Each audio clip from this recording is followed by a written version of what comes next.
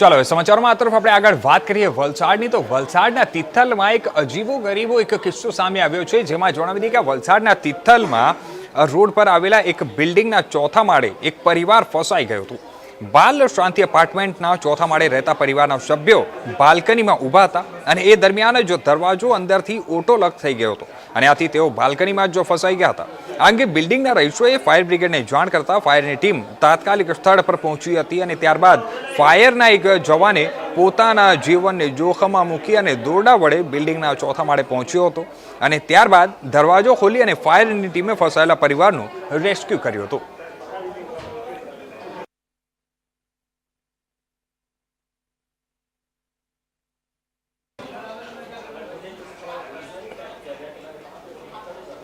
હવે સમાચારોમાં આ તરફ આપણે આગળ વાત કરીએ સાબરકાંઠાની તો સાબરકાંઠામાંથી એક મોટા સમાચાર જે સામે આવી રહ્યા છે તેમાં જણાવી દઈએ કે આ સાબરકાંઠાના ઈડરના રેવાસ નજીક ટ્રિપલ અકસ્માતની એક ઘટના સામે આવી છે જ્યાં 4 યુવાનના મોત નીપજ્યા છે અને 2 હાલ ઈજાગ્રસ્ત છે।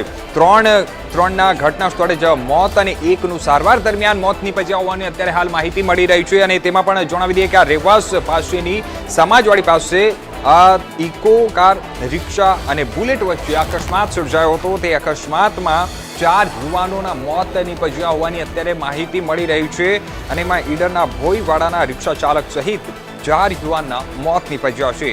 ઇકો ચાલક ઇકો મૂકીને ત્યાંથી ભાગી ગયો। બુલેટ ચાલક 2ને ઈજા પહોંચ્યા છે અને તમામ મૃતક અને ઈજાગ્રસ્તોને ઈડર સિવિલ હોસ્પિટલ ખાતે ખસેડવામાં આવ્યો છે અને અકસ્માતના બનાવને લઈને પોલીસ પણ સ્થળ બાદ સિવિલ પહોંચી હતી। પોલીસ ત્યાં સ્થળ પર પહોંચી અને તપાસ હાથ ધરી છે। અકસ્માત સર્જાયો છે અને આ ગંભીર અકસ્માત છે જેમાં ટ્રિપલ અકસ્માતની એક સાથે 3 ગાડીઓ જે છે તે એક સાથે અથડાઈ હતી અને જેમાં 4 લોકોના મોત નીપજ્યા છે। તો હાલ આ સમાચાર પર વધુ વિગતવાર વાત કરવા માટે અમારી સાથે જોડાઈ ગયા છે અમારા સંવાદદાતા ભરત પટેલ। જી ભરત, આપણે વાત કરીએ તો આ જે ટ્રિપલ અકસ્માતની જે ઘટના થઈ છે તે ઘટના કઈ રીતે થઈ છે અને આ ઘટનામાં અત્યારે શું માહિતી મળી રહી છે?